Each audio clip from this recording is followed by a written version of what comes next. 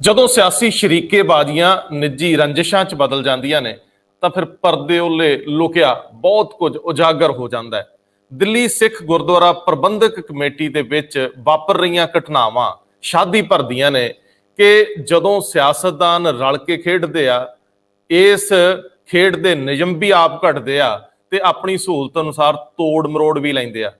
ਮਨਜਿੰਦਰ ਸਿੰਘ ਸਿਰਸਾ ਦਿੱਲੀ ਦੇ ਸਿੱਖ ਹਲਕਿਆਂ 'ਚ ਇੱਕ ਵੱਡਾ ਨਾਂ, ਖਾਸ ਤੌਰ ਤੇ ਚੁਣਾਵੀ ਖੇਤਰ ਦਾ ਇੱਕ ਜੇਤੂ ਵਿਅਕਤੀ, ਜਿਹੜਾ ਖਾਸ ਤੌਰ ਦੇ ਉੱਤੇ ਧਾਰਮਿਕ ਨਾਲੋਂ ਸਿਆਸਤ ਦੇ ਵਿੱਚ ਜ਼ਿਆਦਾ ਰੁਚਿਤ ਆ, ਲੇਕਿਨ ਸਿਆਸਤ ਕਰ ਰਿਹਾ ਧਾਰਮਿਕ ਮਾਮਲਿਆਂ ਦੀ। ਉਹਨੂੰ ਅੱਜ ਦਿੱਲੀ ਸਿੱਖ ਗੁਰਦੁਆਰਾ ਮੈਨੇਜਮੈਂਟ ਕਮੇਟੀ ਦੇ ਵਿੱਚ ਡਿਸਕੁਆਲੀਫਾਈ ਕਰਤਾ ਜਾਂਦਾ ਹੈ। ਉਸ ਤੋਂ ਪਹਿਲਾਂ ਉਹ ਆਪਣੀ ਚੁਣਾਵੀ ਰਣਨੀਤੀ ਦੇ ਵਿੱਚ ਮਾਤ ਖਾ ਜਾਂਦੇ ਆ, ਉਹ ਆਪਣੀ ਚੋਣ ਹਾਰ ਜਾਂਦੇ ਆ। ਅਕਾਲੀ ਦਲ ਪਿਛਲੇ ਰਸਤਿਓਂ ਉਹਨਾਂ ਨੂੰ ਅੰਦਰ ਐਂਟਰ ਕਰਵਾਉਣ ਦੀ ਕੋਸ਼ਿਸ਼ ਕਰਦਾ ਹੈ, ਲੇਕਿਨ ਜਿਹੜਾ ਕੋਈ ਯੋਗਤਾ ਦਾ ਸਵਾਲ ਹੈ, ਜਿਹੜਾ ਗੁਰਦੁਆਰਾ ਕਮੇਟੀ ਦਾ ਮੈਂਬਰ ਬਣਨ ਲਈ ਜੋ ਚਾਹੀਦਾ ਉਹਦੇ ਵਿੱਚ ਉਹ ਅਸਫਲ ਹੋ ਜਾਂਦੇ ਆ। ਉਹਦੇ ਸੰਬੰਧੀ ਚਿੱਠੀ ਬਾਹਰ ਆ ਗਈ ਆ। ਮਨਜਿੰਦਰ ਸਿੰਘ ਸਿਰਸਾ ਥੋੜੇ ਦਿਨਾਂ 'ਚ ਦੂਜੀ ਵਾਰ ਦਿੱਲੀ ਕਮੇਟੀ, ਗੁਰਦੁਆਰਾ ਕਮੇਟੀ ਦੀ ਸਿਆਸਤ ਚੋਂ ਬਾਹਰ ਹੋ ਜਾਂਦੇ ਆ। ਇਹ ਕੋਈ ਕੁਦਰਤੀ ਵਿਧਾਨ ਹੈ, ਸਿਆਸੀ ਸ਼ਰੀਕੇਬਾਜ਼ੀਆਂ ਜਾਂ ਫਿਰ ਕੋਈ ਅੰਦਰ ਦੀ ਸਿਆਸਤ ਆ? ਇਹ ਬਹੁਤ ਅਹਿਮ ਸਵਾਲ ਆ। ਅਸੀਂ ਬਹੁਤ ਪਹਿਲਾਂ ਕਿਹਾ ਸੀ, ਜਦੋਂ ਚੋਣ ਹੋ ਚੁੱਕੀ ਸੀਗੀ, ਰਿਜ਼ਲਟ ਆਉਣੇ ਬਾਕੀ ਸੀ, ਮੈਂ ਕਿਹਾ ਸੀ ਇਸੇ ਮੰਚ ਤੋਂ ਕਿ ਮਨਜਿੰਦਰ ਸਿੰਘ ਸਿਰਸਾ ਹਾਰ ਸਕਦੇ ਆ, ਅਕਾਲੀ ਦਲ ਜਿੱਤ ਸਕਦਾ ਹੈ। ਫਿਰ ਉਸ ਤੋਂ ਰਿਜ਼ਲਟ ਆਉਣ ਤੋਂ ਕਈ ਦਿਨ ਬਾਅਦ ਜਦੋਂ ਅਕਾਲੀ ਦਲ ਨੋਮੀਨੇਟ ਕਰ ਚੁੱਕਿਆ ਸੀ ਆਪਣੇ ਵੱਲੋਂ ਮਨਜਿੰਦਰ ਸਿੰਘ ਸਿਰਸਾ ਨੂੰ, ਜਾਂ ਉਹਨਾਂ ਦੀ ਨਾਮਜ਼ਦਗੀ ਅੱਗੇ ਵਧਾ ਚੁੱਕਿਆ ਸੀ, ਉਦੋਂ ਮੈਂ ਇਹ ਕਿਹਾ ਸੀਗਾ ਕਿ ਸਿਰਸਾ ਦੀ ਬਜਾਏ ਕਾਲਕਾ ਬਾਦਲ ਕਿਆਂ ਨੂੰ ਇਸ ਵਾਰੀ ਜ਼ਿਆਦਾ ਵਾਰਾ ਖਾਊਗਾ। ਕੁਦਰਤ ਦਾ ਇੱਕ ਸਿਸਟਮ ਹੈ। ਸਾਡੇ ਕੋਲ ਸਿੱਖ ਮਾਮਲਿਆਂ ਦੇ ਕਾਨੂੰਨੀ ਮਾਹਿਰ ਸਰਦਾਰ ਗੁਰਚਰਨਜੀਤ ਸਿੰਘ ਲਾਂਬਾ ਜੁੜੇ ਨੇ ਅਮਰੀਕਾ ਤੋਂ, ਜਿਨ੍ਹਾਂ ਨੇ ਸਿੱਖ ਮਾਮਲਿਆਂ ਨੂੰ ਬਰੀਕੀ ਨਾਲ ਦੇਖਿਆ। ਉਹ ਦਿੱਲੀ ਕਮੇਟੀ ਦਾ ਜਿਹੜਾ ਐਕਟ ਆ ਉਹਨੂੰ ਚੰਗੀ ਤਰ੍ਹਾਂ ਜਾਣਦੇ ਆ। ਉਹ ਸਿੱਖ ਗੁਰਦੁਆਰਾ ਐਕਟ 1925 ਦੇ ਵੀ ਬਹੁਤ ਨੇੜਲੇ ਗਿਆਤਾ ਨੇ। ਸੋ ਉਹਨਾਂ ਨੂੰ ਸਮਝਣ ਦੀ ਕੋਸ਼ਿਸ਼ ਕਰਦੇ ਆ ਕਿ ਸਿਆਸੀ ਸ਼ਰੀਕੇਬਾਜ਼ੀ ਪਰਦੇਦਾਰੀਆਂ ਕਿਵੇਂ ਚੱਕ ਦਿੰਦੀ ਆ, ਕਿਵੇਂ ਡਿਸਕੁਆਲੀਫਿਕੇਸ਼ਨ ਹੁੰਦੀ ਆ, ਕਿਵੇਂ ਯੋਗਤਾ ਦੇ ਸਵਾਲ ਦੇ ਉੱਤੇ ਮਨਜਿੰਦਰ ਸਿੰਘ ਸਿਰਸਾ ਕਲੀਨ ਬੋਲਡ ਕਰਤੇ ਜਾਂਦੇ ਆ, ਸਿੱਖ ਸਿਆਸਤ ਵਿੱਚੋਂ ਆਊਟ ਹੋ ਜਾਂਦੇ ਆ। ਮੈਨੂੰ ਜ਼ਰਾ ਲਾਂਬਾ ਸਾਹਿਬ ਇਹ ਘਟਨਾਕ੍ਰਮ ਦੱਸਿਓ, ਸਿਰਸਾ ਸਾਹਿਬ ਦਾ ਸਿਆਸਤ ਦੇ ਵਿੱਚੋਂ, ਸਿੱਖ ਸਿਆਸਤ ਦੇ ਵਿੱਚੋਂ, ਗੁਰਦੁਆਰਾ ਸਿਆਸਤ ਦੇ ਵਿੱਚੋਂ ਬਾਹਰ ਹੋਣਾ। ਰੰਧਾਵਾ ਸਾਹਿਬ, ਬਹੁਤ ਬਹੁਤ ਧੰਨਵਾਦ ਤੁਹਾਡਾ ਇਸ ਪ੍ਰੋਗਰਾਮ ਵਿੱਚ ਸ਼ਾਮਿਲ ਕਰਨ ਲਈ, ਔਰ ਸਾਰੇ ਦਰਸ਼ਕਾਂ ਨੂੰ ਵਾਹਿਗੁਰੂ ਜੀ ਕਾ ਖਾਲਸਾ, ਵਾਹਿਗੁਰੂ ਜੀ ਕੀ ਫਤਿਹ। ਵਾਹਿਗੁਰੂ ਜੀ ਕੀ ਫਤਿਹ। ਜਿਹੜਾ ਦਿੱਲੀ ਸਿੱਖ ਗੁਰਦੁਆਰਾ ਮੈਨੇਜਮੈਂਟ ਐਕਟ 1971 ਹੈ, ਇਹ ਸਿੱਖ ਕੌਮ ਦੀ ਬਹੁਤ ਵੱਡੀ ਪ੍ਰਾਪਤੀ ਹੈ। ਔਰ ਇਹ ਜਿਹੜਾ ਸਿੱਖ ਗੁਰਦੁਆਰਾ ਐਕਟ, ਯਾਨੀ ਜਿਹਦੇ ਨਾਲ 1925 ਦਾ, ਜਿਹੜਾ ਕਿ ਸ਼੍ਰੋਮਣੀ ਗੁਰਦੁਆਰਾ ਪ੍ਰਬੰਧਕ ਕਮੇਟੀ ਨੂੰ ਗਵਰਨ ਕਰਦਾ ਹੈ, ਉਸ ਐਕਟ ਨੂੰ ਪ੍ਰਾਪਤ ਕਰਨ ਲਈ ਹਜ਼ਾਰਾਂ ਕੁਰਬਾਨੀਆਂ ਹੋਈਆਂ, ਬਹੁਤ ਕੁਝ ਹੋਇਆ, ਬੜੀਆਂ ਸ਼ਹੀਦੀਆਂ ਹੋਈਆਂ। ਔਰ ਉਹਨਾਂ ਨੂੰ ਅਸੀਂ ਗੁਰਦੁਆਰਿਆਂ ਰੋਜ਼ ਅਰਦਾਸ ਵਿੱਚ ਵੀ ਯਾਦ ਕਰਦੇ ਹਾਂ, ਜਿਨ੍ਹਾਂ ਨੇ ਗੁਰਦੁਆਰਾ ਸੁਧਾਰ ਲਹਿਰ ਦੀ ਖਾਤਰ ਕੁਰਬਾਨੀਆਂ ਕੀਤੀਆਂ। ਪਰ ਇਹ ਇੱਕ ਬੜੀ ਵੱਡੀ ਗੱਲ ਹੈ ਕਿ ਜਿਹੜਾ ਦਿੱਲੀ ਸਿੱਖ ਗੁਰਦੁਆਰਾ ਮੈਨੇਜਮੈਂਟ ਐਕਟ ਹੈ, ਉਹ ਐਕਟ ਵੀ ਕੌਮ ਨੂੰ ਪ੍ਰਾਪਤ ਹੋਇਆ ਉਸ ਵੇਲੇ ਦੀ 1970ਵਿਆਂ ਦੇ ਵਿੱਚ, ਜਿਹੜੀ ਆਪਸੀ ਖੈਬੜਬਾਜੀ ਸੀ ਉਹਦੇ ਵਿੱਚ ਇਹ ਪ੍ਰਾਪਤ ਹੋਇਆ, ਉਹਦੇ ਵਿੱਚ ਵੀ ਇਹ ਮਿਲਿਆ। ਇਸ ਕਰਕੇ ਮੈਂ ਉਸ ਤੇ ਬਾਅਦ ਹੀ ਚਾਹਾਂਗਾ, ਪਰ ਵੱਡੀ ਗੱਲ ਇਹ ਹੋਈ ਹੈ ਅੱਜ, ਕਿਉਂਕਿ ਇਹ Gurdwara Delhi Sikh Gurdwara act management act ਜਿਹੜਾ ਹੈ, ਦਿੱਲੀ ਦੇ ਗੁਰਦੁਆਰਿਆਂ ਨੂੰ ਬੜੇ ਛੋਟੇ ਜਿਹੇ ਖਿੱਤੇ ਨੂੰ ਕਰਦਾ ਹੈ। ਔਰ ਇਹਦੇ ਸਿਰਫ 46 ਮੈਂਬਰ, ਇਤਨੀ ਥੋੜੀ ਗਿਣਤੀ ਹੈ। ਬਜਟ ਬਹੁਤ ਜ਼ਿਆਦਾ ਹੈ, ਤਾਕਤ ਬਹੁਤ ਜ਼ਿਆਦਾ ਹੈ, ਔਰ ਕੇਂਦਰ ਵਿੱਚ ਦੇਸ਼ ਦੀ ਰਾਜਧਾਨੀ 'ਚ ਹੋਣ ਕਰਕੇ ਜਿਹੜੀਆਂ ਸਰਕਾਰਾਂ ਉਹ ਵੀ ਇਸ ਦੇ ਤੇ ਨਜ਼ਰ ਰੱਖਦੀਆਂ ਕਿ ਉਹ ਸਟੇਜ ਤੋਂ ਉਹਨੂੰ ਕਿਵੇਂ ਇਸਤੇਮਾਲ ਕਰਨ। ਇਸ ਕਰਕੇ ਇੱਕ ਗੱਲ ਪੱਕੀ ਹੈ ਕਿ ਜਿਹੜੀ ਵੀ ਸਰਕਾਰ, ਜਿਹੜੇ ਵੀ ਇੱਥੇ ਕਮੇਟੀ ਬਣਦੀ ਹੈ, ਉਹ ਕੌਮ ਲਈ ਬੜੀ ਮਹੱਤਵਪੂਰਨ ਹੈ। ਔਰ ਇਹਦੇ ਵਿੱਚ ਜਿਹੜੀ ਕੁਆਲੀਫਿਕੇਸ਼ਨ ਦਿੱਤੀ ਗਈ ਸੀ, ਉਹਦੇ ਵਿੱਚ ਇੱਕ ਜਿਹਦੇ ਕਰਕੇ ਅੱਜ ਸਿਰਸਾ ਸਾਹਿਬ ਨੂੰ ਡਿਸਕੁਆਲੀਫਾਈ ਹੋਣਾ ਪਿਆ, ਨਾ ਅਹਿਲ ਕਰਾਰ ਦਿੱਤੇ ਗਏ, ਉਹ ਹੈਗਾ, ਇਹਦੀ ਇੱਕ ਕੁਆਲੀਫਿਕੇਸ਼ਨ ਹੈ, ਸ਼ਰਤ ਹੈ, ਜਿਹੜਾ ਮੈਂਬਰ ਬਣਨਾ ਚਾਹੁੰਦਾ ਹੈ ਉਹ ਗੁਰਮੁਖੀ ਲਿਖ ਪੜ੍ਹ ਸਕਦਾ ਹੋਏ। ਹੁਣ ਗੁਰਮੁਖੀ ਲਿਖ ਪੜ੍ਹ ਸਕਦੇ ਦਾ ਇਹ ਮਤਲਬ ਨਹੀਂਗਾ ਕਿ ਮੈਂ ਊੜਾ ਐੜਾ ਲਿਖ ਕੇ ਤੇ ਮੈਂ ਕਰਦੇ ਹਾਂ ਤੇ ਮੈਂ ਕਾਇਦਾ ਲੈ ਕੇ ਪੜ੍ਹਦੇ ਹਾਂ, ਕਿਉਂਕਿ ਜਿਹੜੇ ਦਿੱਲੀ ਗੁਰਦੁਆਰਾ ਐਕਟ ਦੀ ਭਾਵਨਾ ਸੀਗੀ, ਗੁਰਦੁਆਰਿਆਂ ਨੇ ਪ੍ਰਚਾਰ ਕਰਨਾ ਹੈਗਾ ਸਿੱਖੀ ਦਾ, ਇਹ ਸਿੱਖੀ ਦਾ ਕੇਂਦਰ ਹੈ। ਔਰ ਉਹਦੇ ਵਿੱਚ ਇੱਕ ਸ਼ਰਤ ਲਿਖੀ ਹੈ ਕਿ ਪੜ੍ਹਿਆ ਉਹ ਸਮਝਿਆ ਜਾਏਗਾ, ਉਹਨੂੰ ਪੜ੍ਹਿਆ ਸਮਝਿਆ ਜਾਏਗਾ। ਬੜੀ ਹੀ ਇੰਟਰਸਟਿੰਗ ਉਹਦੇ 'ਚ ਸ਼ਬਦਾਵਲੀ ਹੈ ਜਿਹੜੀ ਪੰਜਾਬ ਦੇ ਗੁਰਦੁਆਰਾ ਐਕਟ ਵਿੱਚ ਵੀ ਹੈ। ਉਹਦੇ ਵਿੱਚ ਰੰਧਾਵਾ ਸਾਹਿਬ ਹੈਗਾ, ਜਿਹੜਾ ਅੰਨਾ ਨਹੀਂ ਹੁੰਦਿਆਂ ਹੋਇਆਂ ਵੀ ਗੁਰਮੁਖੀ ਨਹੀਂ ਪੜ੍ਹ ਸਕਦਾ ਜੀ। ਇਹਦਾ ਮਤਲਬ ਜਿਹੜਾ ਸੂਰਮਾ ਸਿੰਘ ਹੈ ਉਹਨੂੰ ਛੋਟ ਹੈ, ਇਹ ਨਹੀਂ ਕਿ ਕੱਲ ਕੋਈ ਸੂਰਮਾ ਉਹਨੂੰ ਲੈ ਕੇ ਆ ਜਾਏ ਕਿ ਜੀ ਇਹਦੇ ਕੋਲ ਗੁਰਮੁਖੀ ਪੜਾਓ, ਇਹ ਨਹੀਂ ਪੜ ਸਕਦਾ। ਸੋ ਐਕਟ ਜਿਹੜਾ ਹੈ, ਕਾਨੂੰਨ ਦੀ ਭਾਸ਼ਾ ਇਦਾਂ ਹੀ ਹੁੰਦੀ ਹੈ। ਉਹਦੇ 'ਚ ਲਿਖਿਆ ਜਿਹੜਾ ਵਿਅਕਤੀ ਅੰਨਾ ਨਹੀਂ ਹੁੰਦਿਆਂ ਹੋਇਆਂ ਵੀ ਗੁਰਮੁਖੀ ਨਹੀਂ ਪੜ ਸਕਦਾ। ਸੌਰੀ, ਹੁਣ ਉਹਦੇ 'ਚ ਗੁਰਮੁਖੀ ਪੜ੍ਹਨਾ ਜਿਹੜਾ ਹੈ, ਕੇਵਲ ਇਹ ਨਹੀਂ ਗਾ ਕਾਇਦਾ ਪੜ ਲਵੇ, ਉਹਦੇ 'ਚ ਨਾਲ ਲਿਖਿਆ ਹੈ ਕਿ ਪੜ੍ਹਿਆ ਉਹ ਸਮਝਿਆ ਜਾਏਗਾ ਜਿਹੜਾ ਕਿ ਗੁਰੂ ਗ੍ਰੰਥ ਸਾਹਿਬ ਦਾ ਪਾਠ ਕਰ ਸਕਦਾ ਹੋਏ। ਇਹ ਸ਼ਰਤ ਹੈ, ਕੇਵਲ ਇਹ ਨਹੀਂ ਕਿ ਗੁਰਮੁਖੀ ਪੜ੍ਹ ਕੇ ਦਿਖਾ ਦੇਵੇ। ਔਰ ਦੂਜੇ ਪਾਸੇ ਜਿਹੜਾ ਲਿਖਿਆ ਇਹ ਸਮਝਿਆ ਜਾਏਗਾ ਕਿ ਜਿਹੜਾ ਉਹ ਗੁਰਦੁਆਰਾ ਕਮੇਟੀ ਦਾ ਫਾਰਮ ਜਿਹੜਾ ਮੈਂਬਰਸ਼ਿਪ ਦਾ ਫਾਰਮ ਆਪਣੇ ਹੱਥੀਂ ਭਰ ਸਕੇ। ਇਹ ਦੋ ਸ਼ਰਤਾਂ ਬੜੀਆਂ ਵੱਡੀਆਂ ਹੈਗੀਆਂ।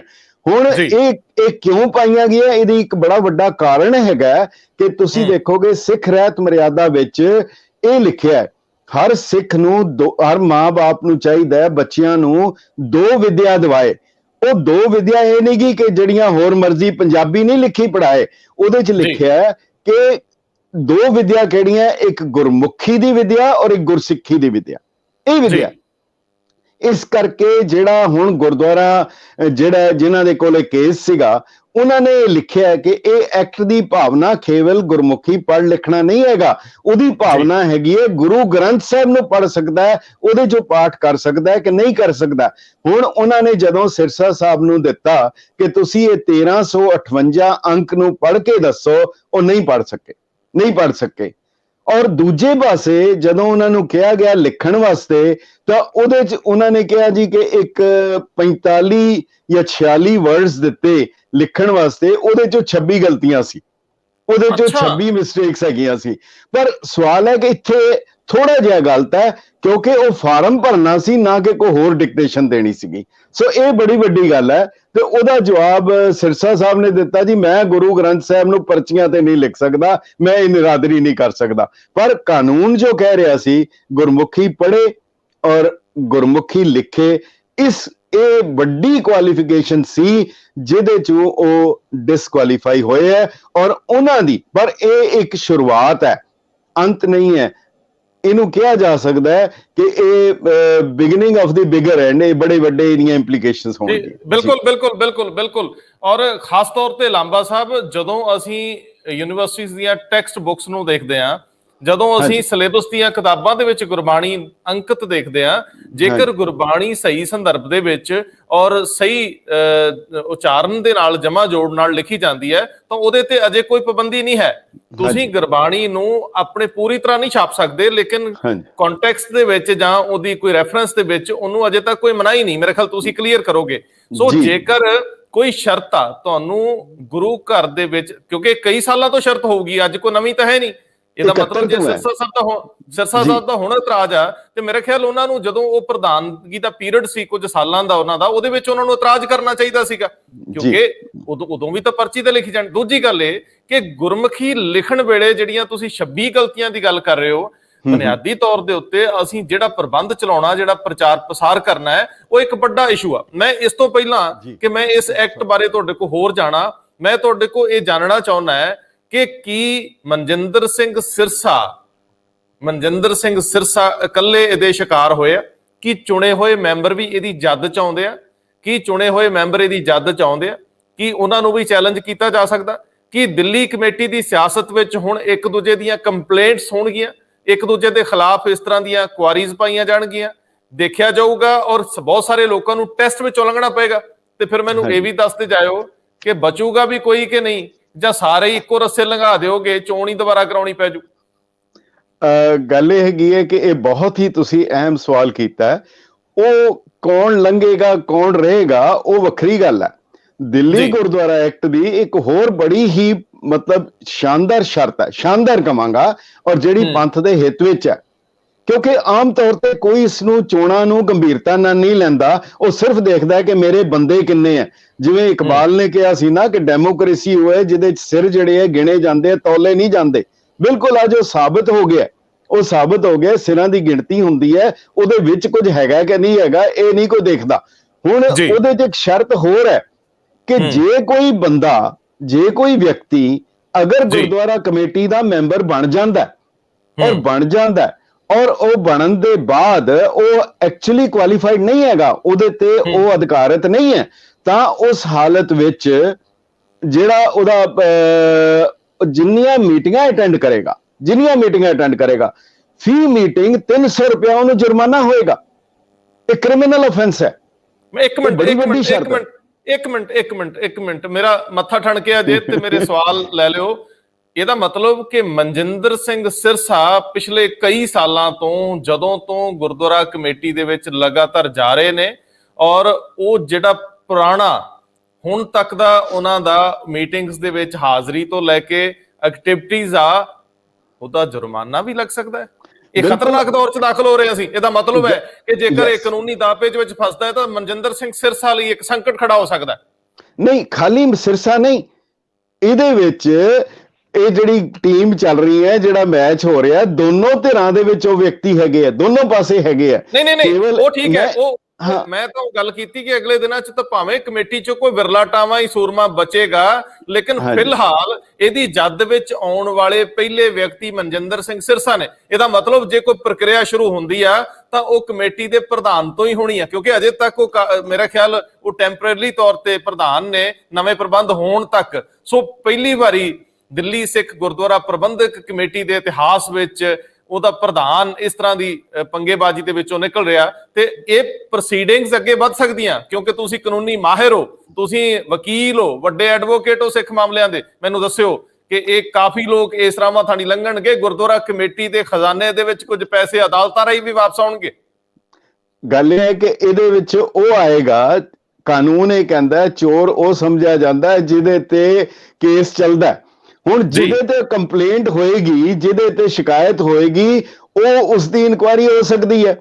ਕੇਵਲ ਇਸ ਕਰਕੇ ਕੇਵਲ ਸਿਰਸਾ ਨਹੀਂ, ਕੇਵਲ ਬਾਕੀ ਦੇ ਵੀ ਜਿਹੜੇ ਮੈਂਬਰ ਹੈਗੇ ਆ ਉਹ ਵੀ ਜਿਹਦੇ ਤੇ ਹੋਏਗਾ, ਜਿੰਨੇ ਵੀ ਮੈਂਬਰ ਡਿਸਕੁਆਲੀਫਾਈਡ ਹੋਣਗੇ, ਕੇਵਲ ਇਹ ਸ਼ਰਤ ਨਹੀਂ ਹੈਗੀ। ਇਸ ਕਰਕੇ ਮੈਂ ਸ਼ੁਰੂ ਵਿੱਚ ਵੀ ਕਿਹਾ ਸੀਗਾ, ਜਿਹੜਾ ਜ਼ਿਕਰ ਕਰਦਾ ਕਿ ਇਹ ਜਿਹੜੀ ਫੁੱਟ ਹੈ ਇਹ ਗੁਰੂ ਗੋਬਿੰਦ ਸਿੰਘ ਸਾਹਿਬ ਦੀ ਬਖਸ਼ਿਸ਼ ਹੈ। ਇਹ ਬੜੀ ਗੰਭੀਰਤਾ ਨਾਲ ਮੈਂ ਕਹਿ ਰਿਹਾ, ਕਿਉਂਕਿ ਅਗਰ ਭੈੜੇ ਵਿਅਕਤੀ ਇਕੱਠੇ ਹੋ ਜਾਣ, ਉਹ ਏਕਤਾ ਜਿਹੜੀ ਹੈ ਪੰਥ ਦਾ ਨੁਕਸਾਨ ਕਰਦੀ ਹੈ। ਮੈਂ ਬੜਾ ਸਿੰਪਲ ਹਵਾਲਾ ਹੈ, ਅਗਰ ਕਿਸੇ ਬਾਪ ਦੀ ਜਾਇਦਾਦ ਕੀਮਤੀ ਹੈ, ਅਗਰ ਪੁੱਤਰ ਨਾਲਾਇਕ ਹੈਗੇ ਆ, ਉਹ ਅਗਰ ਆਪਸ ਵਿੱਚ ਮਿਲ ਜਾਂਦੇ ਆ, ਬਾਪ ਦੀ ਜਾਇਦਾਦ ਖੁਰਦ-ਬੁਰਦ ਹੋ ਜਾਂਦੀ ਹੈ। ਜੇਕਰ ਆਪਸ ਵਿੱਚ ਡਾਂਗੋ ਡਾਂਗੀ ਹੁੰਦੇ ਆ, ਛਿੱਤਰੋ ਛਿੱਤਰੀ ਹੁੰਦੇ ਆ, ਇੱਕ ਦੂਜੇ ਨਾਲ ਲੜਦੇ ਆ, ਕੋਰਟ ਦੇ ਮੁਕੱਦਮਿਆਂ ਜਾਂਦੇ ਆ, ਬਾਪ ਦੀ ਜਾਇਦਾਦ ਬਚ ਜਾਂਦੀ ਹੈ। ਸਾਡੇ ਬਜ਼ੁਰਗਾਂ ਨੇ ਜਿਹੜਾ ਸਾਨੂੰ ਐਕਟ ਲੈ ਕੇ ਦਿੱਤਾ ਉਹ ਬਹੁਤ ਕੀਮਤੀ ਹੈ, ਬਹੁਤ ਮਹੱਤਵਪੂਰਨ ਹੈ, ਉਹ ਕੌਮ ਦੀ ਵੱਡੀ ਪ੍ਰਾਪਤੀ ਹੈ। ਅਗਰ ਇਹ ਹੁਣ ਅਗਰ ਆਪਸ ਵਿੱਚ ਥੋੜਾ ਜਿਹਾ ਤਫਰਕਾਤ ਹੋਏ, ਬੰਦੇ ਇਧਰੋਂ ਦੂਜੇ ਪਾਸੇ ਗਏ, ਦੂਜੇ ਪਾਸਿਓਂ ਇੱਧਰ ਆਏ, ਇਹਦੇ ਵਿੱਚੋਂ ਅਗਰ ਜਿਹੜੀ ਦਿੱਲੀ ਗੁਰਦੁਆਰਾ ਐਕਟ ਦੀ ਇਹ ਕੇਵਲ ਇੱਕ ਕਲਾਜ਼ ਇਹ ਨਹੀਂ, ਹੋਰ ਵੀ ਹੈ, ਮੈਂ ਤੁਹਾਡੇ ਨਾਲ ਜ਼ਿਕਰ ਕਰਾਂਗਾ, ਉਹਦੇ ਤੇ ਅਗਰ ਕਲਾਜ਼ ਵਾਈਜ਼ ਅਗਰ ਸ਼ੁਰੂ ਕੀਤਾ ਜਾਂਦਾ ਹੈ ਤੇ ਇਹ ਕੌਮ ਦੇ ਬੜੇ ਫਾਇਦੇ 'ਚ ਹੋਏਗੀ। ਗੱਲ ਜਿਹੜੀ ਹੈ ਕੇਵਲ ਇਹੀ ਸ਼ਰਤ ਨਹੀਂ, ਇੱਕ ਹੋਰ ਵੱਡੀ ਸ਼ਰਤ ਹੈ ਜੀ। ਮੈਂ ਉਹ ਵੱਡੀ ਸ਼ਰਤ ਵੱਲ ਆਉਣਾ, ਮੈਨੂੰ ਪਹਿਲਾਂ ਇਹ ਦੱਸ ਦਿਓ, ਮੈਂ ਲਿਖ ਲੈਣਾ ਨਾਲ ਹੀ ਕਿ ਵੱਡੀ ਸ਼ਰਤ ਤੁਹਾਥੋਂ ਪੁੱਛਣੀ ਆ। ਇਹ ਦੱਸ ਦਿਓ ਕਿ ਇਸ ਐਕਟ ਦਾ ਜਿਹੜਾ Delhi Sikh Gurdwara management committee act ਆ 1971 ਕਹਿ ਰਹੇ ਹੋ, ਇਹਦਾ ਸ਼੍ਰੋਮਣੀ ਗੁਰਦੁਆਰਾ ਪ੍ਰਬੰਧਕ ਕਮੇਟੀ 1925 ਐਕਟ, ਜਿਹੜਾ ਐਕਟ 1925, ਉਹਦੇ ਨਾਲੋਂ ਵੱਖਰੇਵਾ ਕਿਵੇਂ, ਉਹਦੇ ਨਾਲੋਂ ਵੱਖਰਾ ਕਿਵੇਂ ਆ? ਕੀ ਇੱਥੇ ਕਮੇਟੀ ਦੇ ਵਿੱਚ ਵੀ ਇਸ ਤਰ੍ਹਾਂ ਦੇ ਪ੍ਰਾਵਧਾਨ ਹੈਗੇ ਆ? ਕੀ ਇੱਥੇ ਵੀ ਲੋਕਾਂ ਨੂੰ ਚੈਲੰਜ ਕੀਤਾ ਜਾ ਸਕਦਾ, ਜਿਹੜੇ ਸਿਆਸਤ ਦੀਆਂ ਪੌੜੀਆਂ ਸ਼੍ਰੋਮਣੀ ਕਮੇਟੀ ਰਾਹੀਂ ਚੜ੍ਹਨਾ ਚਾਹੁੰਦੇ, ਮੈਂਬਰ ਬਣ ਕੇ ਤੇ ਮੁੜ ਕੇ ਐਮਐਲਏ ਬਣ ਕੇ ਵਜ਼ੀਰ ਬਣਨਾ ਚਾਹੁੰਦੇ ਆ, ਕੀ ਸੱਚਮੁੱਚ ਇੱਥੇ ਧਰਮੀ ਵਿਅਕਤੀ ਹੋਣੇ ਚਾਹੀਦੇ ਆ? ਉਹ ਲੋਕ ਜਿਨ੍ਹਾਂ ਦੀ ਦਿਲਚਸਪੀ ਧਰਮ ਪ੍ਰਚਾਰ ਦੇ ਵਿੱਚ ਹੋਵੇ, ਜਿਨ੍ਹਾਂ ਦੀ ਦਿਲਚਸਪੀ ਮਾਨਸਿਕ ਤੌਰ ਤੇ ਵੀ ਅਧਿਆਤਮ ਵਾਲੀ ਹੋਵੇ, ਕੀ ਕਹਿੰਦੇ ਹੋ? ਬਿਲਕੁਲ, ਦੋਨਾਂ ਦੀਆਂ ਸ਼ਰਤਾਂ ਇੱਕੋ ਜਿਹੀਆਂ। ਸਿੱਖ ਗੁਰਦੁਆਰਾ ਐਕਟ 1925 ਜਿਹੜਾ ਸ਼੍ਰੋਮਣੀ ਗੁਰਦੁਆਰਾ ਪ੍ਰਬੰਧਕ ਕਮੇਟੀ, ਉਹਦੇ ਵਿੱਚ ਵੀ ਹੈ ਕਿ ਜਿਹੜਾ ਅੰਨਾ ਨਹੀਂ ਹੁੰਦਿਆਂ ਹੋਇਆਂ ਗੁਰਮੁਖੀ ਨਹੀਂ ਪੜ੍ਹ ਸਕਦਾ, ਇਹਦੇ ਵਿੱਚ ਵੀ ਹੈ। ਇਹਦੇ ਵਿੱਚ ਵੀ ਹੈ ਅੰਮ੍ਰਿਤਧਾਰੀ ਹੋਏ, ਇਹਦੇ ਵਿੱਚ ਵੀ ਹੈਗਾ ਕੋਈ ਪਤਾ ਤਨਖਾਹੀਆ ਨਾ ਹੋਏ, ਇਹਦੇ ਵਿੱਚ ਵੀ ਉਹ ਸਾਰੀਆਂ ਸ਼ਰਤਾਂ। ਮਗਰ ਫਰਕ ਇਹ ਹੈ ਕਿ ਦਿੱਲੀ ਗੁਰਦੁਆਰਾ ਐਕਟ ਦੇ ਵਿੱਚ ਉਹ ਐਕਟ ਇੱਕ ਪਾਰਲੀਮੈਂਟ ਨੇ ਪਾਸ ਕੀਤਾ, ਭਾਰਤ ਦੀ ਪਾਰਲੀਮੈਂਟ ਨੇ ਪਾਸ ਕੀਤਾ, ਔਰ ਜਿਹੜੀ ਉਹਦੇ ਚ ਸਿੱਖ ਦੀ ਪਰਿਭਾਸ਼ਾ ਦਿੱਤੀ ਗਈ ਹੈ ਉਹ ਇਤਨੀ ਸ਼ਾਨਦਾਰ ਔਰ ਸਿੱਕੇ ਬੰਦ ਹੈ ਕਿ ਉਹ ਹੀ ਮੰਗ ਸਿੱਖ ਅੱਜ ਵੀ ਕਰ ਰਹੇ ਹੈ ਕਿ ਇਹ ਜਿਹੜੀ ਹੈ ਸਾਨੂੰ ਦਿੱਤੀ ਜਾਏ, ਸਾਡੀ ਵੱਖਰੀ ਹੋਂਦ। ਦਿੱਲੀ ਗੁਰਦੁਆਰਾ ਐਕਟ ਵਿੱਚ ਜਿਹੜੀ ਸਿੱਖ ਦੀ ਪਰਿਭਾਸ਼ਾ ਹੈ ਉਹ ਪਰਿਭਾਸ਼ਾ ਉਹ ਸਾਡੀ ਵੱਡੀ ਮੰਗ ਨੂੰ ਪੂਰੀ ਕਰਦੀ ਹੈ, ਔਰ ਇਹ ਪਾਰਲੀਮੈਂਟ ਵੱਲੋਂ ਦਿੱਤਾ ਹੋਇਆ ਇੱਕ ਸਰਟੀਫਿਕੇਟ ਹੈ।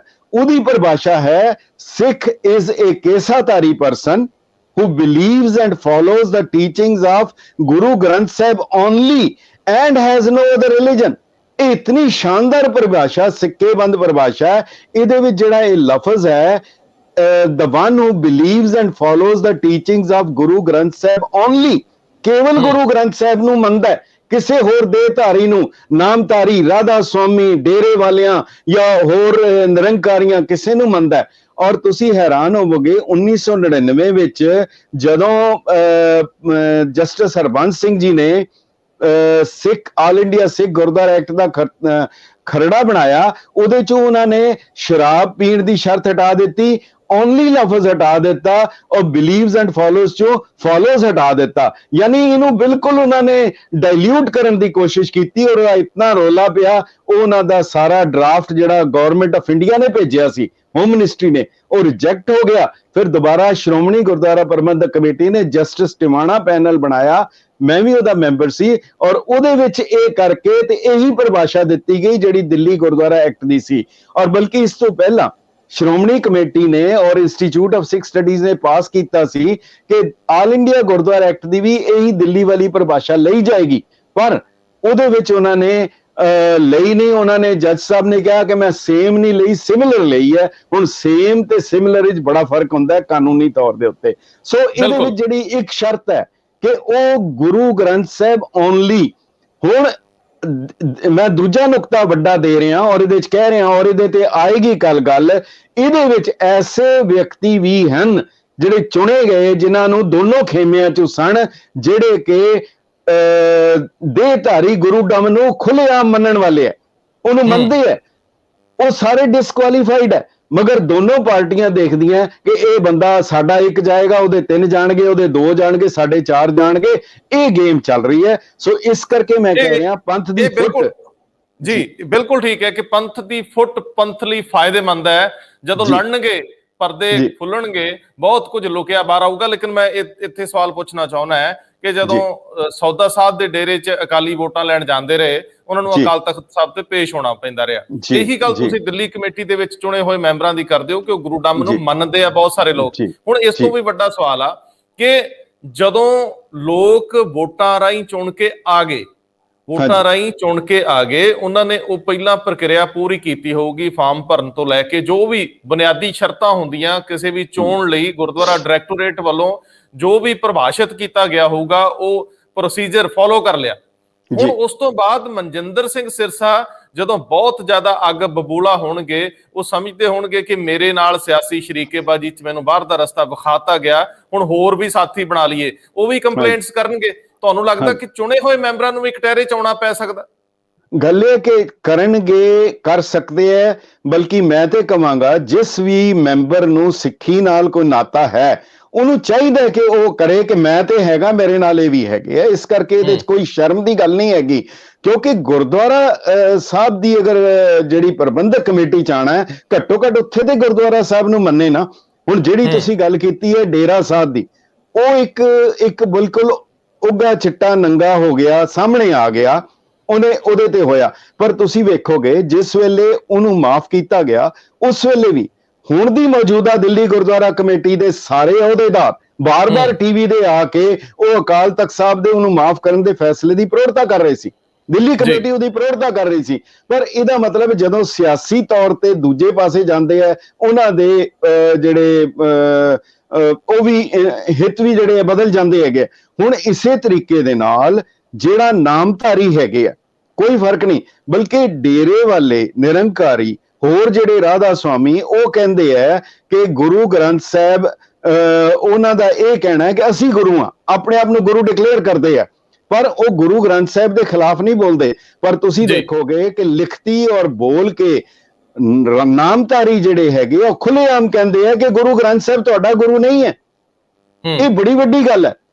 ਔਰ ਉਹਨਾਂ ਨੂੰ ਅਗਰ ਉਹ ਮੈਂਬਰ ਬਣਦੇ ਆ ਤੇ ਮੇਰਾ ਖਿਆਲ ਹੈ ਇਸ ਤੋਂ ਵੱਡੀ ਹੋਰ ਸਾਡੇ ਲਈ ਮਾਯੂਸੀ ਕੀ ਹੋ ਸਕਦੀ ਹੈ ਕਿ ਉਹਨਾਂ ਨੂੰ ਨਾਲੇ ਲਾਂਬਾ ਸਾਹਿਬ, ਜਦੋਂ ਸਭ ਤੋਂ ਵੱਡੀ ਗੱਲ ਇਹ ਹੈ ਕਿ ਤੁਹਾਡੇ ਕੋਲ ਇੱਕ ਸੈੱਟ ਪੈਮਾਨਾ ਹੈ, ਇੱਕ ਨਿਰਧਾਰਤ ਚੌਕਟਾ ਹੈ ਕਿ ਤੁਸੀਂ ਇਹਦੇ ਵਿੱਚ ਰਹਿ ਕੇ ਹੀ ਮੈਂਬਰ ਬਣ ਸਕਦੇ ਹੋ। ਅਸੀਂ ਕਿਸੇ ਵੀ ਹੋਰ ਜੋ ਸਮਾਨਾਂਤਰ ਪ੍ਰਚਲਨ ਹੈ, ਉਹ ਭਾਵੇਂ ਕੋਈ ਵੀ ਡੇਰੇ ਨੇ, ਅਸੀਂ ਉਹਨਾਂ ਨੂੰ ਜੇ ਕ੍ਰਿਟਿਸਾਈਜ਼ ਨਹੀਂ ਵੀ ਕਰਦੇ, ਕਿਉਂਕਿ ਵਿਅਕਤੀਆਂ ਦੀ ਆਪਣੀ ਜਿਸ ਤੁਸੀਂ ਧਰਮ ਦੇ ਅਨੁਯਾਈ ਹੋ, ਜੇਕਰ ਤੁਸੀਂ ਉਹਦੇ ਕਿਸੇ ਸੰਸਥਾਨ ਦੀ ਅਹੁਦੇਦਾਰੀ ਚਾਹੁੰਦੇ ਹੋ ਤਾਂ ਫਿਰ ਤੁਹਾਡੇ ਲਈ ਉਹੀ ਪੈਮਾਨੇ ਲਾਗੂ ਹੋਣਗੇ। ਸਵਾਲ ਤਾਂ ਇਹ ਹੈ ਕਿ ਤੁਸੀਂ ਇਹਨਾਂ ਸੰਸਥਾਵਾਂ 'ਚ ਸਿਆਸਤ ਲਈ ਬਣਨਾ ਚਾਹੁੰਦੇ ਹੋ। ਹਾਲਾਂਕਿ ਇਹ ਬਹੁਤ ਉੱਤਮ ਤੇ ਬਹੁਤ ਵੱਡਾ ਕੰਮ ਹੈ, ਇਹ ਬੜਾ ਨੇਕ ਕਾਜ ਆ। ਜਦੋਂ ਅਸੀਂ ਉੱਥੇ 10 ਰੁਪਏ 5 ਰੁਪਏ ਸ਼ਰਧਾ ਨਾਲ ਮੱਥਾ ਟੇਕਦੇ ਆ, ਕਈ ਤਾਂ ਉੱਥੇ ਅਥਰੂਆਂ ਨਾਲ ਟੇਕ ਰਹੇ ਹੁੰਦੇ। ਸੋ ਜਿਹੜੀਆਂ ਭਾਵਨਾਵਾਂ ਦਾ ਇੱਕ ਵੇਗ ਹੁੰਦਾ, ਉਹ ਬਹੁਤ ਕੁਝ ਨਾਲ ਲੈ ਕੇ ਆਉਂਦਾ ਤੇ ਉਹ ਆਸਥਾ ਦਾ ਇੱਕ ਅਥਾਹ ਸਮੁੰਦਰ ਹੁੰਦਾ।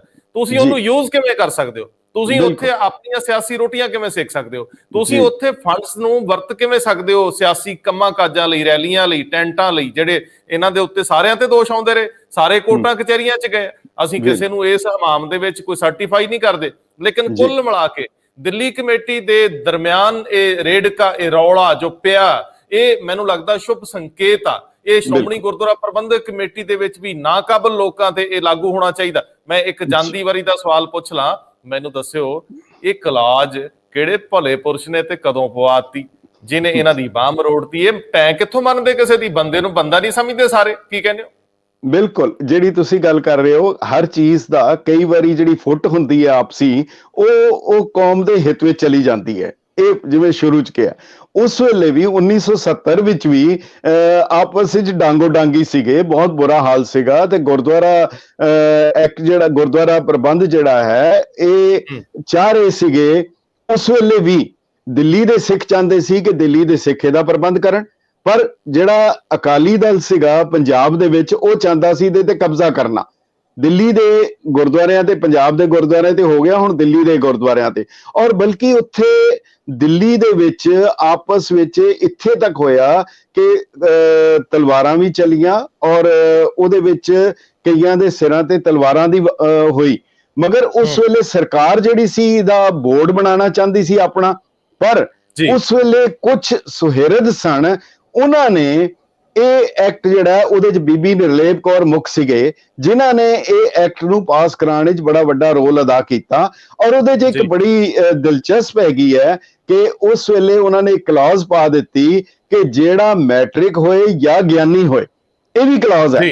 ਦਿੱਲੀ ਕਮੇਟੀ ਪੰਜਾਬ ਵਿੱਚ ਨਹੀਂ ਹੈ, ਪੰਜਾਬ ਵਿੱਚ ਨਹੀਂ ਹੈਗੀ, ਮਗਰ ਇਹ ਦਿੱਲੀ ਐਕਟ ਦੇ ਵਿੱਚ ਹੈਗਾ ਕਿ ਉਹ ਵਿਅਕਤੀ ਜਿਹੜਾ ਬਣਨਾ ਚਾਹੁੰਦਾ ਅਹੁਦੇਦਾਰ, ਉਹ ਮੈਟ੍ਰਿਕ ਹੋਏਗਾ ਜਾਂ ਗਿਆਨੀ ਹੋਏਗਾ। ਔਰ ਉਹਦਾ ਨਤੀਜਾ ਇਹ ਨਿਕਲਿਆ ਕਿ ਇੱਕ ਬਹੁਤ ਵੱਡੇ ਸੀਨੀਅਰ ਆਗੂ ਸਨ ਉਸ ਵੇਲੇ, ਜਿਹੜੇ ਜਿਵੇਂ ਹੁਣ ਅੱਜ ਮਨਜਿੰਦਰ ਸਿੰਘ ਸਿਰਸਾ ਦੇ ਉੱਤੇ ਗਾਜ ਗਿਰੀ ਹੈ, ਉਹ ਵੀ ਉਹਦੇ ਤੇ ਡਿਸਕੁਆਲੀਫਾਈਡ ਹੋ ਗਏ ਔਰ ਉਹ ਨਹੀਂ ਬਣ ਸਕੇ।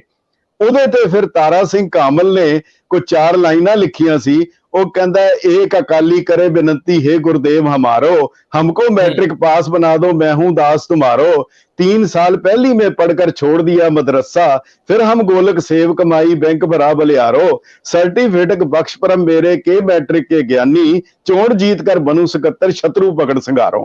ਸੋ ਹੁਣ ਸ਼ਤਰੂ ਸੰਘਾਰਨ ਦੀ ਜਿਹੜੀ ਇਹ ਪ੍ਰਕਿਰਿਆ ਹੈਗੀ ਹੈ, ਇਹ ਉਸ ਵੇਲੇ ਤੋਂ ਚੱਲ ਰਹੀ ਹੈ। ਪਰ ਸਾਨੂੰ ਸਾਰਿਆਂ ਨੂੰ ਜਿਹੜੇ ਵੀ ਹੈ, ਮੈਂ ਤੇ ਬਲਕਿ ਗੁਜ਼ਾਰਿਸ਼ ਕਰਾਂਗਾ ਦੋਨੋਂ ਧਿਰਾਂ ਨੂੰ, ਸਿਰਸਾ ਸਾਹਿਬ ਨੂੰ ਵੀ, ਉਹ ਵੱਡਾ ਦਿਲ ਦਿਖਾਉਣ ਔਰ ਉਹਦੇ ਵਿੱਚ ਕਹਿਣ ਕਿ ਮੈਂ ਤਾਂ ਠੀਕ ਹੈ, ਅਗਰ ਗਲਤ ਹੈ, ਅਗਰ ਮੈਂ ਨਹੀਂ ਪਾਠ ਕਰ ਸਕਦਾ, ਮੈਂ ਉਹਦੀ ਕੁਆਲੀਫਿਕੇਸ਼ਨ ਨਹੀਂ ਆਂਦਾ, ਪਰ ਜਿਹੜੇ ਬੰਦੇ ਦੇਹਧਾਰੀਆਂ ਨੂੰ ਮੰਨਦੇ ਹੈ, ਭਾਵੇਂ ਉਹ ਨਾਮਧਾਰੀ ਦੋਨੋਂ ਪਾਸਿਓਂ ਆਏ ਹੈ ਜਾਂ ਹੋਰ ਕੋਈ ਆਇਆ, ਉਹ ਸਾਰੇ ਜਿਹੜੇ ਗੁਰਮੁਖੀ ਨਹੀਂ, ਗੁਰੂ ਗ੍ਰੰਥ ਸਾਹਿਬ ਦਾ ਪਾਠ ਨਹੀਂ ਕਰ ਸਕਦੇ, ਜਿਹੜੇ ਈਵਨ ਇੱਥੇ ਤੱਕ ਹੈ ਕਿ ਦਿੱਲੀ ਗੁਰਦੁਆਰਾ ਵਿੱਚ ਵੋਟਰ ਲਈ ਸ਼ਰਾਬ ਪੀਣ ਵਾਲਾ ਵੋਟਰ ਨਹੀਂ ਬਣ ਸਕਦਾ। ਹੁਣ ਅਗਰ ਇਹਨਾਂ ਨੇ ਖੁਦ ਬਣਾਏ ਹੈਗੇ ਹੈ, ਇਹ ਬਹੁਤ ਵੱਡਾ ਪਾਪ ਹੈ ਕਿ ਗੁਰਦੁਆਰੇ ਦੀ ਚੋਣ ਲਈ ਤੁਸੀਂ ਐਸੇ ਵੋਟਰ ਬਣਾਉਂਦੇ ਹੋ। ਇਹ ਬਹੁਤ ਵੱਡਾ ਪਾਪ ਹੈ। ਇਸ ਕਰਕੇ ਜੀ ਜੀ ਜੀ, ਮੈਂ ਮਾਫੀ ਚਾਹੁੰਦਾ ਤੁਹਾਨੂੰ ਰੋਕ ਲਿਆ, ਕਿਉਂਕਿ ਹੁਣ ਸਾਡੇ ਕੋਲ ਫੁਰਸਤ ਦੇ ਕੁਝ ਪਲ ਰਹਿ ਗਏ। ਮੈਨੂੰ ਇਹ ਦੱਸਿਓ ਕਿ ਇਹ government of NCT of Delhi, directorate of Gurdwara elections, ਹੈ ਨਾ, ਇਹ ਨਰਿੰਦਰ ਸਿੰਘ ਦੇ ਸਾਈਨਾਂ ਥੱਲੇ 4 ਸਫ਼ਿਆਂ ਦਾ ਪੱਤਰ ਆ, ਜਿਹੜਾ ਆਰਡਰ ਆ, ਜਿਹੜਾ ਮਨਜਿੰਦਰ ਸਿੰਘ ਸਿਰਸਾ ਨੂੰ ਗੁਰਦੁਆਰਾ ਕਮੇਟੀ ਤੋਂ ਦੂਰ ਕਰਦਾ। ਕੀ ਮਨਜਿੰਦਰ ਸਿੰਘ ਸਿਰਸਾ ਕੋਲ ਵਿਕਲਪ ਹੋਣਗੇ, ਕਿਉਂਕਿ ਤੁਸੀਂ ਐਡਵੋਕੇਟ ਵੀ ਹੋ, ਵਿਕਲਪ ਹੋਣਗੇ ਇਸ ਆਰਡਰ ਨੂੰ ਕੋਰਟ ਦੇ ਵਿੱਚ ਚੈਲੰਜ ਕਰਨ ਦਾ? ਔਰ ਐਥੀਕਲੀ ਕਰਨਾ ਚਾਹੀਦਾ। ਜੇ ਤੁਹਾਨੂੰ ਗੁਰਬਾਣੀ ਲਿਖਣੀ ਨਹੀਂ ਆਈ, ਜੇਕਰ ਤੁਸੀਂ ਗੁਰਮੁਖੀ ਨਹੀਂ ਲਿਖ ਪਾਏ, ਤਾਂ ਫਿਰ ਤੁਹਾਨੂੰ ਅੱਗੇ ਜਾਣਾ ਚਾਹੀਦਾ, ਜਾਂ ਸਿੱਖ ਸਿਧਾਂਤਾਂ ਦੀ ਪਾਲਣ ਕਰਨਾ ਚਾਹੀਦਾ, ਜਾਂ ਫਿਰ ਤੁਹਾਨੂੰ ਹਰ ਹਾਲ 'ਚ ਸਿਆਸਤ ਦੇ ਵਿੱਚ ਐਂਟਰ ਹੋਣਾ ਹੀ ਆ, ਤਰੀਕਾ ਕੋਈ ਵੀ ਲੱਭਿਆ ਜਾਵੇ। ਮੈਂ ਵਿਕਲਪਾਂ ਦੀ ਗੱਲ ਕਰਦਾ ਕਿ ਲੜਾਈ ਕੋਰਟਾਂ ਕਚਹਿਰੀਆਂ 'ਚ ਅੱਗੇ ਵਧੂਗੀ, ਜਾਂ ਤੁਹਾਨੂੰ ਲੱਗਦਾ ਕਿ ਇਹ ਸਿਆਣਪ ਨਾਲ ਮਨਜਿੰਦਰ ਸਿੰਘ ਸਿਰਸਾ ਦਿਲੋਂ ਮੰਨ ਲੈਣਗੇ ਕਿ ਹਾਂ ਮੇਰੇ 'ਚ ਖਾਮੀਆਂ ਤਾਂ ਹੈਗੀਆਂ, ਉਹ MLA ਬਣ ਜਾਣ, ਉਹ MP ਬਣ ਜਾਣ, ਉਹ ਅਕਾਲੀ ਦਲ ਦੀ ਲੋਕਲ ਪੋਲਿਟਿਕਸ ਵਿੱਚ ਪੰਜਾਬ 'ਚ ਆ ਕੇ ਲੜ ਲੈਣ, ਉਹਨਾਂ ਨੂੰ ਪੰਜਾਬ ਕੋਈ ਓਪਰਾ ਨਹੀਂਗਾ। ਲੇਕਿਨ ਸਿੱਖ ਸਿਆਸਤ, ਸਿੱਖ ਗੁਰਦੁਆਰਿਆਂ ਦੀ ਸਿਆਸਤ, ਗੁਰੂ ਘਰਾਂ ਦੇ ਪ੍ਰਬੰਧ ਧਾਰਮਿਕ ਵਿਅਕਤੀਆਂ ਤੇ ਛੱਡ ਦੇਣੇ ਚਾਹੀਦੇ ਆ, ਜਿਹੜੇ 100% ਸਿਆਸਤ ਨਾਲ ਨਾ ਜੁੜੇ ਹੋਣ। ਕੀ ਕਹਿੰਦੇ ਹੋ? ਤੁਸੀਂ ਜਿਹੜਾ ਸਵਾਲ ਕੀਤਾ ਹੈ ਕਿ ਕਾਨੂੰਨੀ ਹਰ ਕਿਸੇ ਨੂੰ ਚਾਰਾਜੋਈ ਕਰਨ ਦਾ ਉਹਨੂੰ ਹੱਕ ਹੈਗਾ, ਔਰ ਜਿਵੇਂ ਕਿਸੇ ਜੱਜ ਨੇ ਪੁੱਛਿਆ ਸੀ ਕਿਸੇ ਬੰਦੇ ਨੂੰ ਕਿ ਦੱਸ ਤੂੰ ਕਸੂਰ ਕੀਤਾ ਕਿ ਨਹੀਂ ਕੀਤਾ, ਉਹ ਕਹਿੰਦਾ ਜੀ ਮੈਂ ਅਜੇ ਨਹੀਂ ਦੱਸ ਸਕਦਾ। ਕਹਿੰਦਾ ਕਿਉਂ? ਕਹਿੰਦਾ ਜੇ ਮੈਂ ਗਵਾਹ ਨਹੀਂ ਸੁਣੇ। ਸੋ ਗੱਲ ਇਹ ਹੈ ਕਿ ਜਿੰਨੀ ਦੇਰ ਤੱਕ ਕਾਨੂੰਨ ਜਿਹੜਾ ਹੈ ਉਹ ਬੜੀ ਅਜੀਬ ਜੀ ਚੀਜ਼ ਹੈਗੀ ਹੈ, ਕਿਹੜੀਆਂ ਪ੍ਰਕਿਰਿਆਵਾਂ, ਕਿਹੜੀਆਂ ਚੀਜ਼ਾਂ ਹੁੰਦੀਆਂ ਉਹਦੇ ਬਾਰੇ ਕਹਿਣਾ। ਪਰ ਮੈਂ ਇੱਕ ਗੱਲ ਜ਼ਰੂਰ ਕਹਿਣੀ ਚਾਹੁੰਦਾ, ਇਹ ਜਿਹੜਾ ਇਹਦੇ ਚ ਸ਼ਰਤ ਸੀ ਉਹ ਕੁਆਲੀਫਾਈਡ ਸਮਝਿਆ ਜਾਂਦਾ ਹੈ, ਜਿਹੜਾ ਕਿ ਇੱਕ ਸਰਟੀਫਿਕੇਟ ਲੈ ਆਏ ਕਿ ਕਿਸੇ ਹਾਈ ਸਕੂਲ ਦੇ ਪ੍ਰਿੰਸੀਪਲ ਕੋਲੋਂ ਕਿ ਇਹ ਬੰਦਾ, ਮੈਂ ਇਹਨੂੰ ਵੈਰੀਫਾਈ ਕਰਦਾ, ਇਹ ਗੁਰੂ ਗ੍ਰੰਥ ਸਾਹਿਬ ਦਾ ਪਾਠ ਕਰ ਸਕਦਾ। ਇਹ ਹਾਈ ਸਕੂਲ ਦਾ ਸਰਟੀਫਿਕੇਟ ਚਾਹੀਦਾ। ਹੁਣ ਦਿੱਲੀ ਦੇ ਵਿੱਚ ਸੁੱਖੋ ਖਾਲਸਾ ਹਾਈ ਸਕੂਲ ਫਤਿਹਨਗਰ ਦੇ ਪ੍ਰਿੰਸੀਪਲ ਸਾਹਿਬ ਨੇ ਇਹ ਸਰਟੀਫਿਕੇਟ ਦਿੱਤਾ ਕਿ ਮੈਂ ਇਹਦੀ ਤਸਦੀਕ ਕਰਦਾ। ਇਹਦਾ ਮਤਲਬ ਹੈ ਕਿ ਉਹ ਦੋਸ਼ੀ ਨਹੀਂ ਹੋਣਗੇ। ਕਿ ਜਿਹੜੇ ਸਕੂਲ ਦੇ ਪ੍ਰਿੰਸੀਪਲ ਸਰਟੀਫਿਕੇਟ ਦੇ ਰਹੇ ਆ, ਉਹਨਾਂ ਬੱਚਿਆਂ ਦਾ ਭਵਿੱਖ ਕਿਵੇਂ ਦਾ ਹੋਏਗਾ ਜਿਹੜੇ ਇਦਾਂ ਦੇ ਸਰਟੀਫਿਕੇਟ? ਬੱਚੇ ਤਾਂ ਸੁਣੇ ਆ ਕਿ ਗਲਤ ਸਰਟੀਫਿਕੇਟ ਲੈ ਕੇ ਆ ਜਾਂਦੇ ਆ, ਪਰ ਅਗਰ ਪ੍ਰਿੰਸੀਪਲ ਇਦਾਂ ਦੇ ਸਰਟੀਫਿਕੇਟ ਜਾਰੀ ਕਰਨ ਲੱਗ ਪੈਣ, ਇੱਕ ਗੱਲ। ਦੂਜੀ ਗੱਲ, ਉਹ ਸਕੂਲ ਕਮੇਟੀ ਦਾ ਸਕੂਲ ਹੈ, ਸ਼ਾਇਦ ਕਮੇਟੀ ਦਾ। ਮੇਰੀ ਗੱਲ ਸੁਣੋ, ਸ਼ਾਇਦ ਮੇਰੀ ਗੱਲ ਮੈਨੂੰ ਨਹੀਂ ਪਤਾ, ਮੈਂ ਪੜਿਆ ਨਹੀਂ ਉੱਥੇ। ਜੇ ਇੰਜ ਹੋਵੇ ਤੇ ਪ੍ਰਧਾਨ ਸਾਹਿਬ ਨੂੰ ਕੌਣ ਕਹਿ ਸਕਦਾ? ਤੁਸੀਂ ਹੁਣ ਪ੍ਰਿੰਸੀਪਲ ਦੀ ਬਲੀ ਨਾ ਦਵਾਓ, ਪਰ ਜੇ ਕੋਈ ਵੀ ਪ੍ਰਿੰਸੀਪਲ ਹੈ, ਇਹਦਾ ਮਤਲਬ ਹੈ ਉਹਦਾ ਪ੍ਰਿੰਸੀਪਲ ਹੋਣਾ ਚਾਹੀਦਾ। ਸਰਟੀਫਾਈ ਕਰਨਾ ਬਿਨਾਂ ਸੋਚੇ ਸਮਝੇ, ਉਹ ਵੀ ਗੁਰਬਾਣੀ ਵਰਗੇ ਅਹਿਮ ਮਾਮਲਿਆਂ ਦੇ ਵਿੱਚ ਸਰਟੀਫਾਈ ਕੋਈ ਕਿਵੇਂ ਕਰ ਸਕਦਾ? ਜੀ, ਪ੍ਰਿੰਸੀਪਲ ਦਾ ਵੀ ਪ੍ਰਿੰਸੀਪਲ ਤੇ ਹੋਣਾ ਚਾਹੀਦਾ ਨਾ। ਇੱਕ ਤਾਂ ਇਹਦੇ ਚ ਇਹ ਹੋ ਗਿਆ। ਦੂਜਾ ਇਹਦੇ ਚ ਹੈਗਾ, ਇਹ ਅਸਿੱਧੇ ਤੌਰ ਦੇ ਉੱਤੇ ਸ਼੍ਰੋਮਣੀ ਗੁਰਦੁਆਰਾ ਪ੍ਰਬੰਧਕ ਕਮੇਟੀ ਦੇ ਕਾਰਜ ਦੇ ਉੱਤੇ ਵੀ ਲਗਾਉਂਦਾ ਹੈ, ਕਿਉਂਕਿ ਉਹਨਾਂ ਨੇ ਨਾਮਜ਼ਦ ਕੀਤਾ। ਇਹਦਾ ਮਤਲਬ ਤੁਸੀਂ ਜਿਸ ਨੂੰ ਨਾਮਜ਼ਦ ਕਰ ਰਹੇ ਹੋ, ਮਾਮਲਾ ਕੇਵਲ ਦੇਖੋ ਇੱਕ ਵਿਅਕਤੀ ਦਾ ਨਾਂ ਲਓ, ਇਹਨੂੰ ਤੁਸੀਂ ਪੂਰੀ ਕੌਮ ਦਾ ਮਾਮਲਾ ਹੈ। ਅਗਰ ਉਹ ਜਿੰਨੀ ਦੇਰ ਤੱਕ ਲੀਡ ਕਰ ਰਿਹਾ ਹੈ, ਉਹ ਕੌਮ ਨੂੰ ਲੀਡ ਕਰ ਰਿਹਾ ਹੈ, ਇਸ ਕਰਕੇ ਉਸ ਵਿਅਕਤੀ ਦਾ ਇਖਲਾਕੀ ਫਰਜ਼ ਹੈ। ਕਾਨੂੰਨੀ ਤੇ ਇੱਕ ਪਾਸੇ ਹੋ ਗਿਆ, ਕਾਨੂੰਨ ਦੀ ਮੈਂ ਗੱਲ ਨਹੀਂ ਕਰ ਰਿਹਾ, ਕਿਉਂਕਿ ਆਮ ਸਿੱਖ ਨੂੰ ਇਖਲਾਕੀ ਔਰ ਧਾਰਮਿਕ ਤੌਰ ਦੇ ਉੱਤੇ ਉਹਦਾ ਕੀ ਫਰਜ਼ ਹੈ ਉਹਨੂੰ ਖੁਦ ਸੋਚਣਾ, ਔਰ ਬਾਕੀਆਂ ਨੂੰ ਵੀ ਸੋਚਣਾ ਕਿ ਜਿਹੜੇ ਗਲਤ ਬੰਦਿਆਂ ਨੂੰ ਵੋਟਰ ਬਣਾ ਕੇ, ਗਲਤ ਬੰਦਿਆਂ ਦੀ ਹਮਾਇਤ ਲੈ ਕੇ ਔਰ ਗਲਤ ਤਰੀਕੇ ਵਰਤ ਕੇ ਉਸ ਨੂੰ ਕਾਇਮ ਰੱਖਣਾ ਚਾਹੁੰਦੇ ਹੈ, ਇਹ ਪੂਰੀ ਕੌਮ ਲਈ ਸ਼ਰਮਨਾਕ ਹੈ। ਔਰ ਇਹ ਲੋਕਾਂ ਲਈ ਵੀ ਜਿਹੜਾ ਹੈਗਾ, ਔਰ ਖਾਸ ਕਰਕੇ ਇਸ ਦੌਰਾਨ ਜਿਹੜੇ ਇਧਰੋਂ ਉਧਰ ਔਰ ਉਧਰੋਂ ਇੱਧਰ ਆਏ ਹੈ, ਇਹ ਵੀ ਇੱਕ ਬੜੀ ਹੈ। ਉਹ ਫਿਰ ਮੈਂ ਜਾਂਦੇ ਇੱਕ ਗੱਲ ਉਹਨੇ ਕਹੀ ਸੀ, ਤਾਰਾ ਸਿੰਘ ਕਾਮਲ ਨੇ, ਕਹਿੰਦਾ ਗਲੀ ਦੇ ਕੁੱਤੇ ਦੀ ਅੱਖ ਵੀ ਸ਼ਰਮਾ ਗਈ, ਦਲ ਬਦਲੂਆਂ ਦੀ ਜਾਂ ਟੋਲੀ ਆ ਗਈ। ਪਰ ਮੈਂ ਸੁਖਬੀਰ ਸਿੰਘ ਬਾਦਲ, ਜਿਨ੍ਹਾਂ ਨੇ ਬਤੌਰ ਪ੍ਰਧਾਨ ਸ਼੍ਰੋਮਣੀ ਅਕਾਲੀ ਦਲ ਮਨਜਿੰਦਰ ਸਿੰਘ ਸਿਰਸਾ ਨੂੰ ਨਾਮਜ਼ਦ ਕਰਨ ਦਾ ਆਪ ਐਲਾਨ ਕੀਤਾ, ਸ਼੍ਰੋਮਣੀ ਗੁਰਦੁਆਰਾ ਪ੍ਰਬੰਧਕ ਕਮੇਟੀ ਉਹਨਾਂ ਨੂੰ ਨੋਮੀਨੇਟ ਕਰਦੀ ਹੈ। ਇਹ ਜਿੰਨੇ ਵੀ ਅਦਾਰੇ ਨੇ, ਇਹ ਜਿੰਨੇ ਵੀ ਮਤਲਬ ਕਦਾਵਰ ਲੋਕ ਨੇ, ਵੱਡੀਆਂ ਹਸਤੀਆਂ ਨੇ, ਸੋ ਹਰਫ ਤੇ ਇਹਨਾਂ ਤੇ ਵੀ ਆਉਂਦਾ। ਖੈਰ, ਕੌਣ ਆਪਣੇ ਵੱਲ ਉਂਗਲ ਦੇਖਦਾ ਹੈ? ਵੱਡੇ ਲੋਕ ਨੇ, ਇਹ ਕਹਿੰਦੇ ਬੋਲਦੇ ਰਹਿਣ, ਇਹਨਾਂ ਦਾ ਕੰਮ ਇਹ ਕਰਨਾ ਹੈ। ਲੇਕਿਨ ਸਵਾਲ ਇਹ ਆ ਕਿ ਸਦੀਆਂ 'ਚ ਬਣੀਆਂ ਸੰਸਥਾਵਾਂ ਪਲਾਂ 'ਚ ਮਲੀਆਂ ਮੇਟ ਹੋ ਜਾਂਦੀਆਂ ਨੇ ਤੇ ਸਿਧਾਂਤ ਮਿੰਟੋ ਮਿੰਟੀ ਤਬਾਹ ਕਰਤੇ ਜਾਂਦੇ ਆ। ਖੈਰ, ਕੋਈ ਨਾ ਕੋਈ ਪੀੜ੍ਹੀ ਆ ਕੇ ਫਿਰ ਉਹਨਾਂ ਨੂੰ ਸਾਂਭ ਲੈਂਦੀ ਆ, ਲੇਕਿਨ ਦਰਮਿਆਨ ਦਾ ਪੀਰੀਅਡ ਜਿਹਦੇ ਵੀ ਹਿੱਸੇ ਆਉਂਦਾ ਉਹ ਕਾਲਖ ਵਾਲਾ ਹੁੰਦਾ ਹੈ। ਇਤਿਹਾਸ ਦੇ ਪੰਨਿਆਂ 'ਚ ਬਹੁਤ ਕੁਝ ਐਸਾ ਦਫਨ ਹੈ ਕਿ ਬਹੁਤ ਸ਼ਾਈਨਿੰਗ ਜਿਹੜੇ ਲੋਕ ਸੀਗੇ ਥੋੜੀ ਦੇਰ ਲਈ ਧੁੰਦਲਕੇ ਦਾ ਸ਼ਿਕਾਰ ਹੋਏ, ਫਿਰ ਕੋਈ ਨਵੀਂ ਪੀੜ੍ਹੀ ਆਈ, ਫਿਰ ਉੱਭਰ ਆਏ। ਖਰ ਇਹ ਇਤਿਹਾਸ ਦੇ ਨਾਲ ਨਾਲ ਤੁਰਨ ਵਾਲਿਆਂ ਨੂੰ ਪਤਾ ਹੋਊਗਾ, ਪੰਜਾਬੀ ਤਾਂ ਪੜ੍ਹਨਾ ਹੀ ਭੁੱਲ ਗਏ। ਸਰਦਾਰ ਸਾਹਿਬ ਬਹੁਤ ਮਿਹਰਬਾਨੀ, ਬਹੁਤ ਧੰਨਵਾਦ। ਬਿਲਕੁਲ ਅਖੀਰ ਚ ਮੈਂ ਕਹਾਂਗਾ ਸਾਨੂੰ ਯਾਦ ਰੱਖਣਾ ਚਾਹੀਦਾ ਸਤਿਗੁਰ ਸੱਚੇ ਪਾਤਸ਼ਾਹ ਦਾ ਹੁਕਮ ਹੈ, ਕੂੜ ਨਿਖੁੱਟੇ ਨਾਨਕਾ ਓੜਕ ਸੱਚ ਰਹੇ। ਓੜਕ ਸੱਚ ਰਹੇ। ਵਾਹਿਗੁਰੂ ਜੀ ਕਾ ਖਾਲਸਾ, ਵਾਹਿਗੁਰੂ ਜੀ ਕੀ ਫਤਿਹ।